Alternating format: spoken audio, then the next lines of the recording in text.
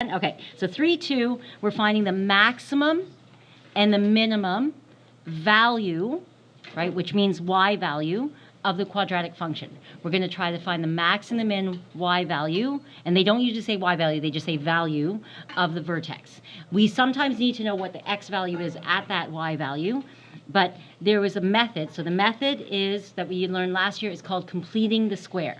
So last year we did completing the square. I'm going to show you 2 different ways. So with this question here, I'm going to do it by completing the square. So by completing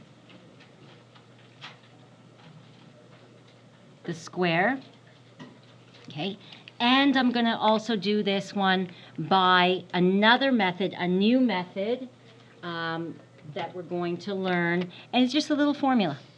And you're going to go, hey, why did you make us complete the square? Because we had to. In grade 10, that was just part of something we had to teach you to do. But we're also going to do this by formula. Okay, and I'll show you what the formula is. So will I make you answer the question by completing the square? No, I will not. So you have your choice. So it's an or. You do not have to know both. I'm going to show you how we used to do it by completing the square, and then I'm going to show you with a little formula, because they basically said, well, this pattern, same thing always happens, so then can we just develop a formula for it? And a lot of things happen that way. Beyond this formula, I don't want you developing other formulas, okay? So we're going to just use this one because this one's kind of been well established. So we're going to use this one. I don't want too many other ones being developed. So here, what we did is we would take the f of x. We have 3x squared minus 6x plus 7. Okay.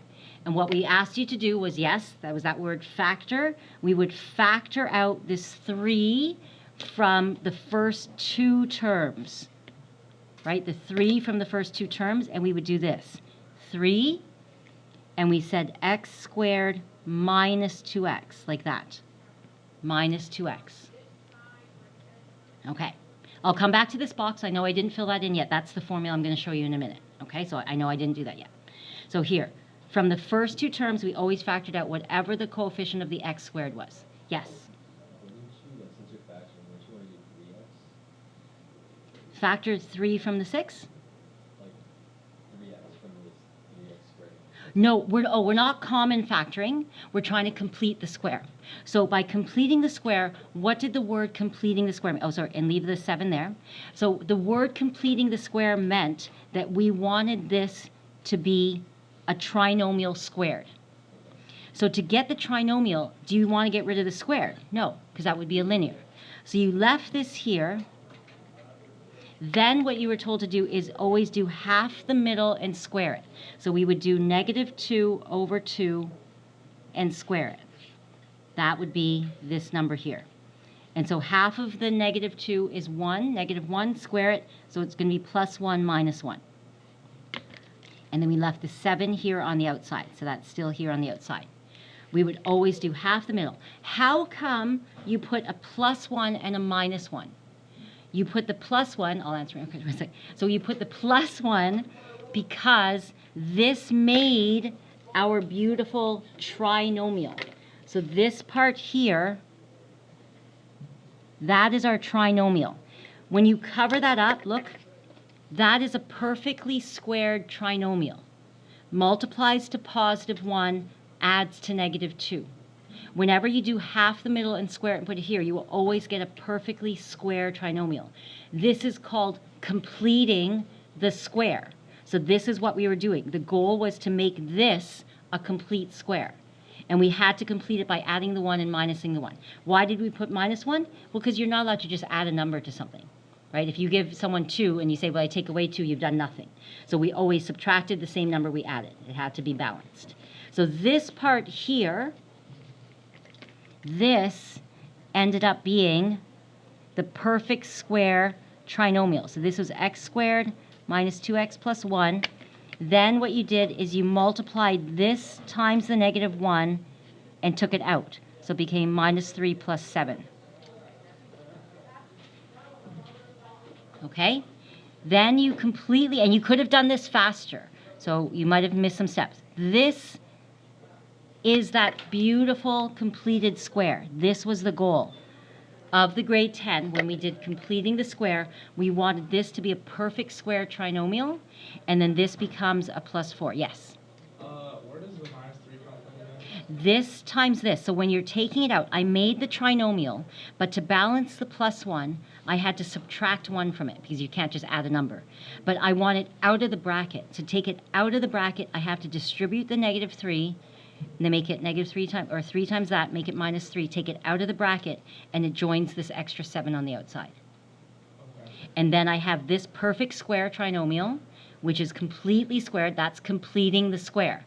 So we always wanted this. And why did we want that squared? Because then we have the vertex is 1, 4. Right? So therefore, max or min. Is this a max or a minimum? In your brain, your thinking opens up, right? So it's going to be minimum value is what? 4. Not 1, 4. It's just 4. Okay, so the value is the y value. You just give me the y value. So the minimum value is 4. That was called completing the square. And the completing the square is this part. We wanted this beautiful trinomial. Okay, we always factored out the first number, right? Took half the middle, divided by 2, squared it, put it there, subtracted it, took it out. So if you're looking at that going, I have to remember that again, I didn't like it the first time. You should have learned it in grade 10. I will show you a formula way to do it. What they did is they kept that as A, they kept this as B, and they said every single time the step was always the same. You took away A, how did you take away A from the 6? You went 6 divided by the 3, right? So it's always the B divided by the A. So the formula is, watch here, the formula to get that vertex is B divided by the A, right? But half of it, because look, it's half, so we did half of it, because it was half of it squared. And, watch, how else they did it? When they took it out, they got this beautiful number, but we always took the opposite, so it's negative. So the formula they developed by doing this with formula only, with letters, was negative b over 2a. So my formula for my vertex, sorry, my a looks too high. Fix that, it's 2a. Sorry, that looked too high for me, so 2a. So my vertex a, vertex x, so my vertex x will always be negative b over 2a. That does the completing of the square for you, but it doesn't get you the whole vertex. It only gets you the x value of the vertex. So that's why I said vertex x. It's not the whole vertex. Don't say that equals the vertex. It's just the vertex x. And that completes the square. So you're always taking the b value, factoring out the first a, taking half of it, and then switching the sign. And they went, if I see that pattern and I use letters, right, they use only variables, they developed a formula. That's the same ways they developed the formula, the quadratic formula, right? So how do I know what a, b, and c is? Look. ax squared bx plus c. So I'm taking the same a from here. Does that make sense? The a is the number in front of the x squared. The b will be the number in front of the x, and the c will be the number by itself. The same a, b, and c that we use for quadratic formula. Okay, so the same a, b, c. If you're like, what's a, b, and c? A is still the number in front of the ax squared. B is still the number in front of the x. The same letters we use for quadratic formula. Okay, so if you don't remember or you had difficulty with the completing, I'll let you use this because we're in grade 11 now. So in grade 10, we had to go over this because this was the process we needed you to learn. But then now in 11, I showed you this little quick way. You can still complete the square. So if you're like, you know what, I am a pro at completing, I have students who complete the square the whole way through. And they're like, yep, I love it. It's good. I get it every time. I get it. And I do it like in a few minutes, I'm good. Right, it's the same with the factoring, right? If this takes you 10 minutes to do, then do it this way. Right? If you can do this in a timely way, then do it that way, right? And if you like this way, you can go there, but you have to find a way that works consistently that you're not taking forever on, right? If this, you need 10 extra minutes for every question to do this, then you should probably go to the formula. Okay, but I have had students who just use this the whole way through because they're good at it. Boom, boom, boom. They got it every time. And they skip some steps, of course. Yeah, question. When you do the formula, when you get the answer, is that like... Oh, I'm going to do it now. I'm going to show you. Yeah, we're not done. Okay, so not done yet. Okay, here. So let's try it this way. So if I didn't have this, right, and we went, oh, you know what, I'm going to memorize negative b over 2a. And it's not too hard to memorize because I always picture the b, you divide it by the a, and it's, yeah, you can almost kind of develop it yourself, but it's negative b over 2a. So go to here. My a is, right, this is a. That's my b. Don't forget the negative. And that's my c, right? So negative b would be negative negative 6. Do I have to show negative? No, you can go positive, right? So you can go plus right away. I'll show you what I did. 2, 3. So I don't care if you just put 6, right? You can do negative negative in your head, I'm sure. 6, which is 1. Remember, that is my vertex x. So that's my x that goes into my vertex. Now I need, and exactly your question, perfect, we want to find y. So the formula is nice, but it doesn't get us the whole vertex. So now we want to find y. How do we find y? We're going to do f at 1. So we're going to go back to here, and we're going to sub that in. So we're going to go 3, 1 squared, 6 times 1 plus 7. Remember, order of operations, we do the squared first, right? Don't forget your order of operations. So square that first. So it's 3 times 1. Right, so 3 times 1 minus 6 plus 7, that'll get me negative 6, so 4. Okay, I usually do this, and I take these two answers, and I go for myself. Therefore, I know my vertex is 1 and 4. That's my vertex x, and I found my vertex y. Does that match what I got here? Right, so a little bit faster. And then make sure you answer the question. The worst part about the word problems, any of these problems, is that you have all the whole answer, but you didn't answer the question. What's it ask you for? Max, min. So say, therefore, max, it opens up, so its minimum value is 4. So make sure you answer the question. You have everything there. Don't waste your mark at the end going, oh, shoot, I didn't answer it. Okay, so I won't ever ask for one way or the other. It's your choice, right? So grade 10, we learned that way. But if you're like, you know what, this isn't bad, you can go there. Either way is totally wonderful. There's pros and cons to both, right? This one you have to keep working to get the y. This one you get the y, but it's a bit more steps, right? So there's pros and cons to both. Either way is wonderful. Okay, so that's what I said here. So vertex x is negative b over 2a. Sub it back in to find the y value. There we go. Anything else? We're good? Okay, so let's try that now. So example 2, we have a lovely, fun word problem. We love word problems. We have the power P in watts of an electric generator is given by this formula. These are I's, so I is the current in amperes.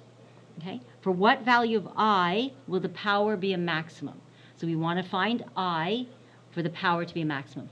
Sometimes the extra letters confuse. And you're like, okay, wait, what are we finding again? Remember that P is like my Y value, right? And I is actually like my X value. So that sometimes helps. Go in your head, go, that's my Y, that's my X. I don't want you rewriting the equation because I don't want you rewriting every equation going, I can only do Y's and X's. You can do other letters, but remember, P is my Y value, I is my X value. So I want to find the X, which is I, and for the power to be, for the y value to be maximum. Perfect. So it's just, again, find your x and y. For what value of I, so we want to find the x for the maximum. And then here, what is the maximum power? And power is P. So what's the maximum y? Right? So break it back down. So maximum power is back to the y. Okay, so now I know what it's asking me for. A. So my question here, I'm going to go with my new formula just to get you used to it if you want to use it. Again, your choice, you don't have to. But I'm going to just see if you want to get used to it. I'm going to rewrite this. P equals negative 5I squared plus 100I. I like to rewrite it in order, like you know me, I like it right cleaned up first because then I'm not going to get myself confused. Then I know that this is A, right? A is this number, and that's B, and what's C? 0. 0, exactly. So C equals 0, right? So there's no C here. So if there's no C, so A is -5, B is 100. Does that make sense? And C must be 0. So A is -5, this number here, B is the 100, and C must be 0. I'm going to put that into my vertex I. It's not X this time. My vertex I, right? I is just like the X, which is going to be -B over 2A. Please write down the formula. Like if you're going to use the formula, start with it. So I know where it's, don't just start calculating, right? So then put it in. So -B would be -100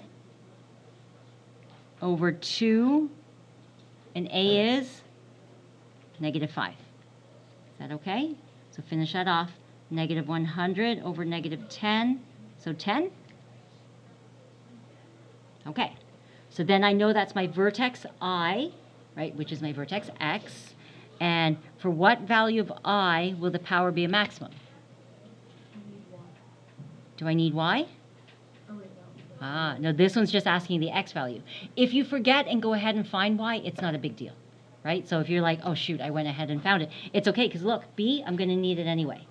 So technically I'm done A here, but a lot of times you go, oh shoot, I went and found Y anyway. So you can go ahead and find it. We're going to need it for B anyway. So we're going to find P, which is my Y, right? Y is my P. So give me P equals 100, and we're subbing in 10. So it's going to be 100 times 10 minus 5, 10 squared. And this is when I equals 10, right? You don't have to write that, but you maybe want to. So this will be 1,000 minus 5. Please don't forget your order of operations. It's this squared before you do the times 5. Okay, 10 squared, so 5, 100, so 1,000 minus 500, which is 500.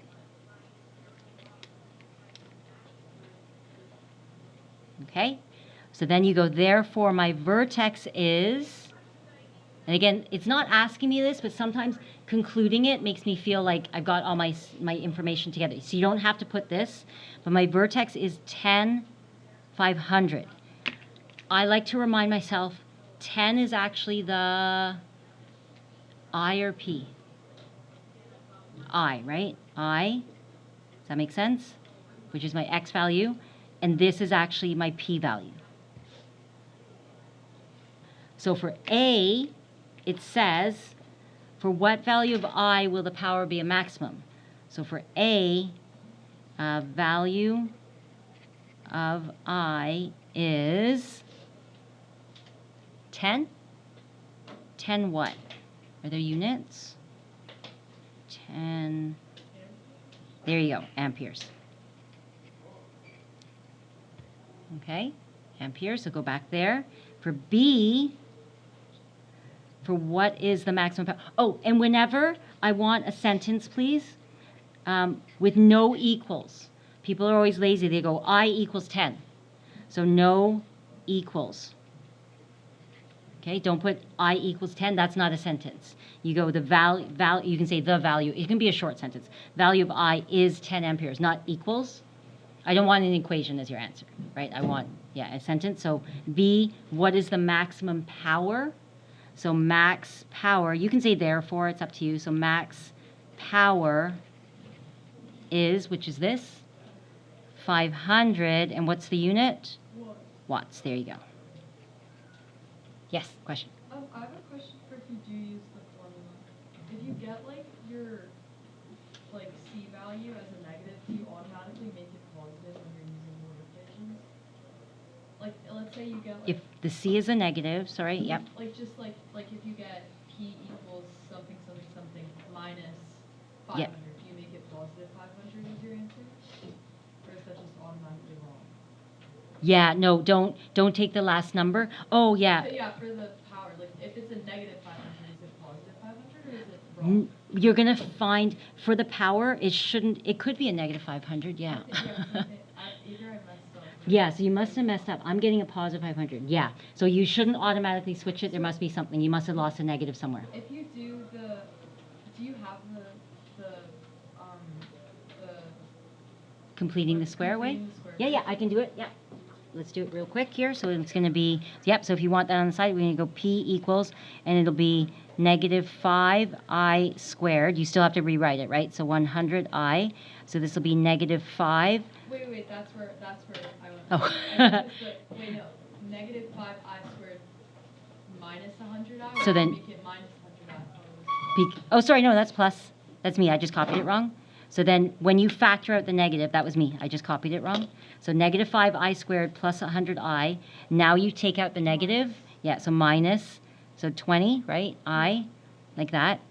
Then you want to complete the square, so it's negative 5. You can do it in fewer steps if you want. Minus 20I.